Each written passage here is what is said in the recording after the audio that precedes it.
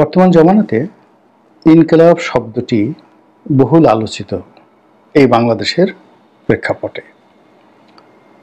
ইনকিলাব শব্দটি আমরা অনেক আগের থেকে জানি। এ নামে একটি পত্রিকা আছে, বেশ জনপ্রিয় ছিল এক সময়, এবং আমার সৌভাগ্য হয়েছিল সেই শুভ লগ্নে ইনকিলাব যখন ইত্তেফাকের সঙ্গে পাল্লা দিয়ে কে যে বেশি বড় তখনও বোঝা যাচ্ছিল না। একদিকে ইত্তেফাক, অন্যদিকে ইনকিলাব।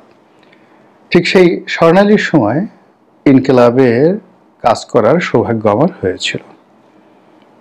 তো তখন থেকে ইনকিলাব শব্দটি বাংলাদেশে বেশ জনপ্রিয়, টেকনাফ থেকে তেঁতুলিয়া পর্যন্ত। কিন্তু ব্যাপার হলো, ইনকিলাব শব্দটির অর্থ কী, তাৎপর্য কী, এটি নিয়ে আসলে আমরা কখনো ভাবিনি। এমনকি আমরা যারা ইনকিলাবে চাকরি করতাম তারা এটার শব্দগত অর্থ শুধু জানতাম যে এটি বলতে সাধারণত বিপ্লব বোঝায়। কিন্তু সে বিপ্লবটা কি ধরনের বিপ্লব?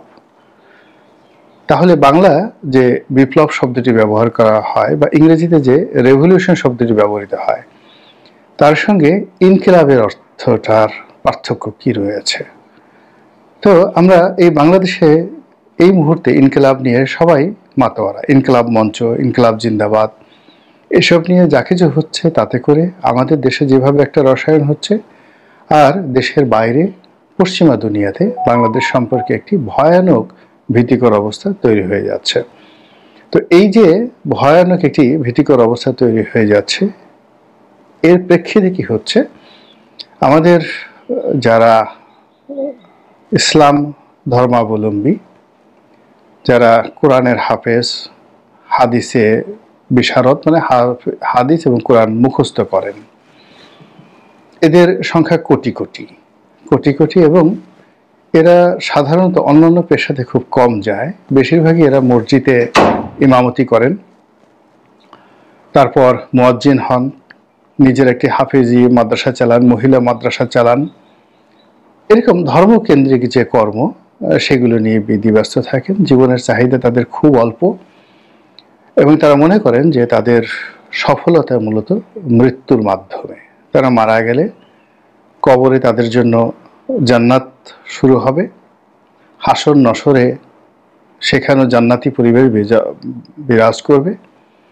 তারপরে মিজানে যেখানে দাড়িপাল্লা থাকবে, সেখানে তারা রাজার হালে থাকবেন, এবং হাসরের ময়দানে আরশে আজিমের ছায়াতলে তাদের অবস্থান হবে, এবং সবকিছু শেষে তারা জান্নাতুল ফেরদাউসে তারা চলে যাবেন। এবং জান্নাতে ফেরদাউসে গিয়ে তাদের হুর থাকবে 70 জন, যারা পুরুষদের সঙ্গে মৈথুন করতে পছন্দ করেন, অর্থাৎ নারীর তুলনায় আমাদের যেটিকে বলা হয় সমকামী, এরকম অভ্যাস যাদের রয়েছে, বা আকর্ষণ যাদের রয়েছে, অভ্যাস নয়, অনেকের আকর্ষণ রয়েছে, কিংবা আরও কিছু হতে পারে, এটি নিয়ে আমি বিতর্কে যাব না। তবে এখানে একটা শব্দ এসেছে, গেলমান। গেলমান হলো ঠিক সেই ধরনের কিশোর, অনিন্দ সুন্দর কিশোর, হুরদের ঠিক বিপরীত, যে কিশোরদের দেখলে আপনার মন ভরে যাবে।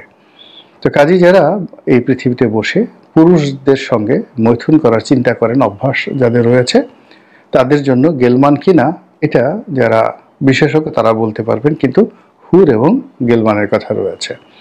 তো তারা এই যারা ইসলামী লাইনে পড়াশোনা করে, তারা হুর চিন্তা করেন, গেলমান চিন্তা করেন, এবং জান্নাতে কোনো পরিশ্রম করতে হবে না, যত ইচ্ছা তত সঙ্গম করা যাবে। সারাদিন যদি আপনি মনে করেন যে 70 জন হুরের সঙ্গে বসে বসে সঙ্গম করবেন, সকাল থেকে রাত্রি পর্যন্ত শুধু সঙ্গমই করতে থাকবেন, কোনো রকম ক্লান্তি হবে না। এরপরে সেই সঙ্গমে আপনার পোশাক আশাক নষ্ট হবে না, বীর্যপাত হবে না, হাওয়ার মতো বীর্য বের হয়ে যাবে, এবং সেখানে একটা সুগন্ধি ছড়িয়ে পড়বে, ইত্যাদি ইত্যাদি নানা রকম বর্ণনা কিন্তু রয়েছে। তো এগুলো নিয়ে যারা স্বপ্ন বুনন করেন, তাদের দুনিয়ার ব্যাপারে তত বেশি আকাঙ্ক্ষা নেই। তারা রব্বানা আতিনা ফিদ দুনিয়া হাসানা, এই ফিদ দুনিয়া হাসানা এই শব্দটি তারা বলেন ঠিকই, কিন্তু তারা সবসময় মনে করেন যে একজন মুমিনের জীবনে পরকালটাই হলো সবচেয়ে বড়, এবং ফলে মাদ্রাসা লাইনে যারা শিক্ষা গ্রহণ করে থাকেন তাদের কাছে আল্লাহ, রাসূল, কোরআন, হাদিস, ইজমা, কিয়াস এবং আখেরাত এটাই একটা বড় বিষয়। এবং সেখানে যখন ইসলামের প্রসঙ্গ আসে, আল্লাহ রাসূলের প্রসঙ্গ আসে, কোরআনের প্রসঙ্গ আসে, তখন সঙ্গতকারী তারা জীবন বিসর্জন দেওয়ার জন্য পাগল হয়ে পড়ে। এবং এখান থেকে মূলত জিহাদ শব্দটি এসেছে। কিন্তু যদিও জিহাদের যে মূল ব্যাখ্যা সেটির সঙ্গে আমরা যে জিহাদ বলি সেই জিহাদের অনেক পার্থক্য রয়েছে, অর্থাৎ নিজের সঙ্গে যুদ্ধ করাটাই হলো প্রকৃত জিহাদ। তো এনিওয়ে যেটা বলছিলাম, তো বাংলাদেশে যে কোনো কারণে হোক না কেন পৃথিবীর অন্য সব দেশের চাইতে, অর্থাৎ মুসলিম প্রধান ইন্দোনেশিয়া, পাকিস্তান কিংবা সৌদি আরবিয়া, মিশর, লেবানন, সিরিয়া, এই সকল দেশে আধুনিক শিক্ষা এবং এই যে কোরআন হাদিস ভিত্তিক যে ইসলামী শিক্ষা, সেখানে যে রেশিও রয়েছে বা সংখ্যানুপাত রয়েছে তার চাইতে বাংলাদেশে অনেক অনেক বেশি।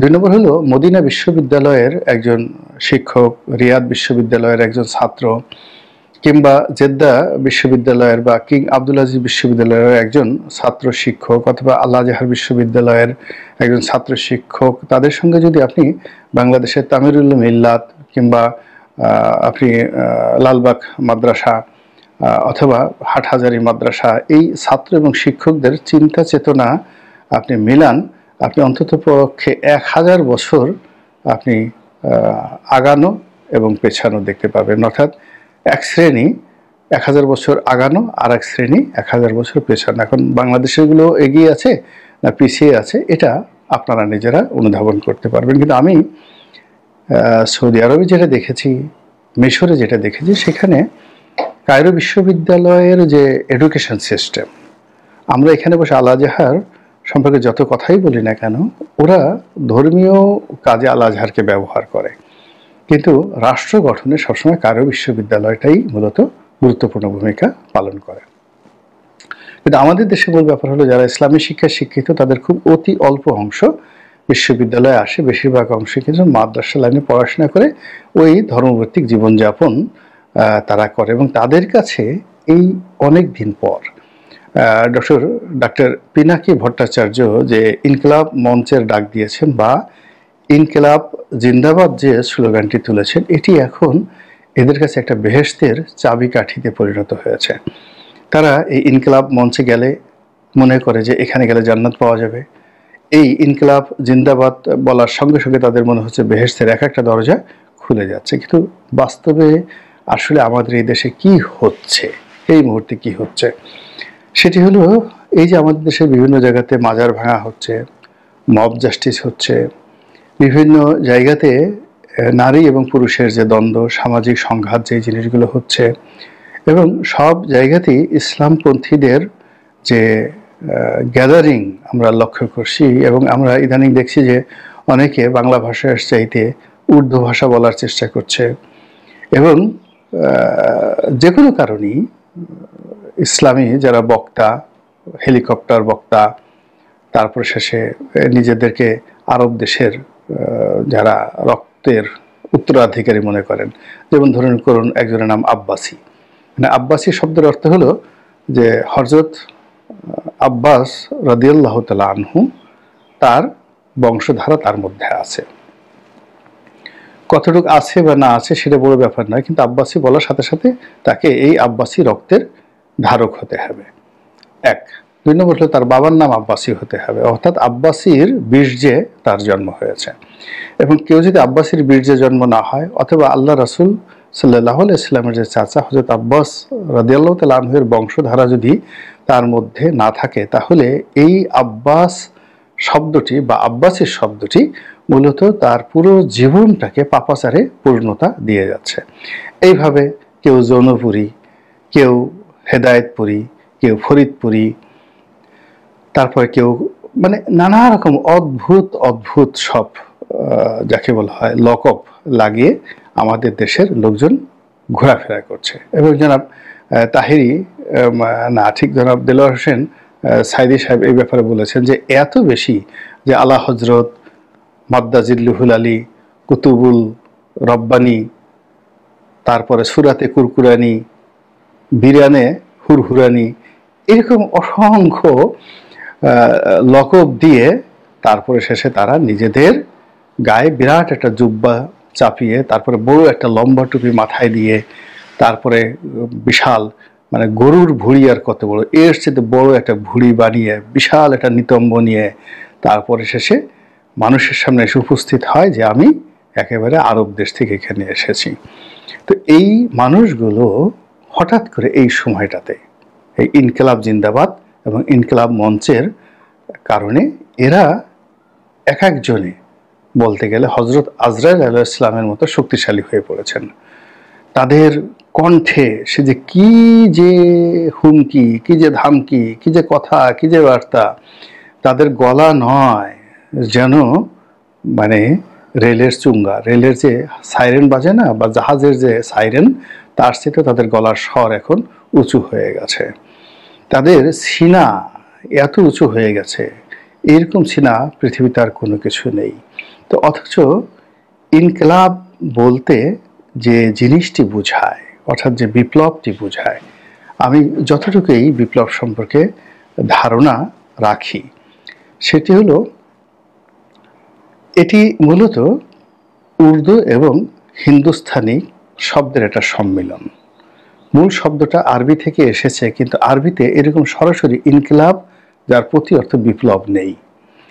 এটি অপভ্রংশ হয়ে প্রথমে উর্দুতে এসেছে, তারপর এটা আপনার হিন্দিতে গিয়েছে।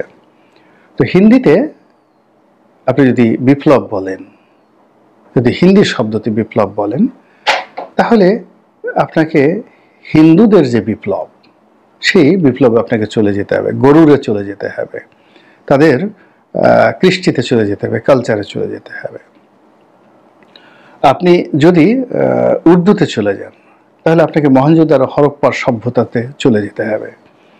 অনার্য জাতিগোষ্ঠী যেভাবে পাকিস্তানে সভ্যতার একটা শিখর গড়ে তুলেছিল, তারা কোনো অবস্থাতেই পাকিস্তানের যে কৃষ্টি এবং কালচার, তারা ধর্মের ভিত্তিতে তারা রাষ্ট্র গঠন করেছে বটে, কিন্তু পাকিস্তানের হাজার হাজার বছর ইতিহাসে তারা অনার্য সংস্কৃতিতে মহেঞ্জোদারো এবং হরপ্পার মাধ্যমে যে বিপ্লব তারা করেছিল পাকিস্তানে, সেই বিপ্লবটা কি তারা কিন্তু এখনো আপহোল্ড করে।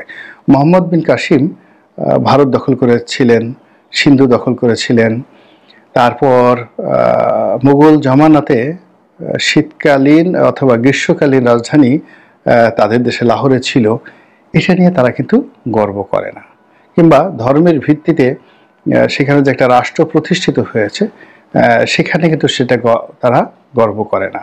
তাদের যে গর্বের